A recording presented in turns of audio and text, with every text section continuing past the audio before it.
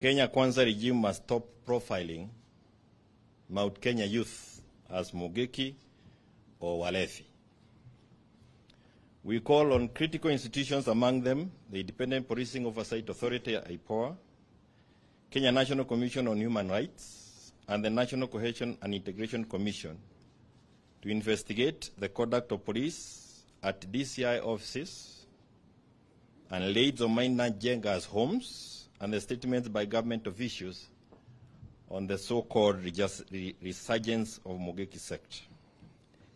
Any attempts to profile and vilify the community or to claw back gains made will be resisted very strongly.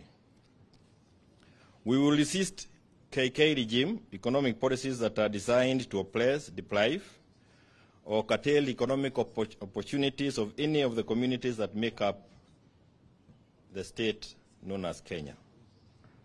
Many of you might recall that back in the 80s and before, we had the cooperative movement. It was the first line of attack by the Moi regime. Many from Mount Kenya went under. We now can see another onslaught on the chamas, the merry-go-rounds, another onslaught on those groupings that are quite predominant within Mount Kenya. We will continue monitoring, documenting, and responding to emerging policy and human rights abuses affecting Mount Kenya region and any acts that are outside the rule of law.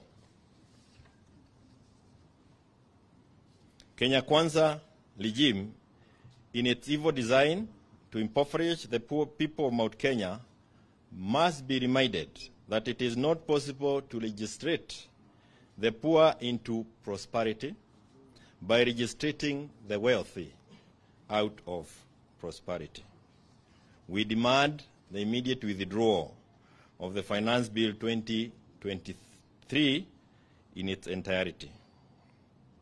The unwarranted and uncalled for attacks on His Excellency President Uhuru Kenyatta, the Azimio chairman, must stop. We have said there before, and we want to repeat again, to some of those elected or holding elective positions within Mount Kenya, that in the past we have witnessed the reign of buffoons within Mount Kenya, and especially immediately after the death of President Jomo Kenyatta.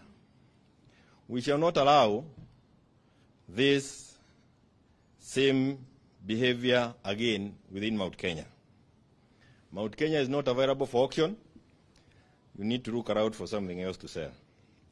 And all forms of political mobilization will be done to counter the reemergence of these buffoons, and our right of association must be respected across. Remember, Pastor Mackenzie is not being investigated for belonging to the Christian faith, but for what he did, the criminal acts. Our rights of association, our right of association must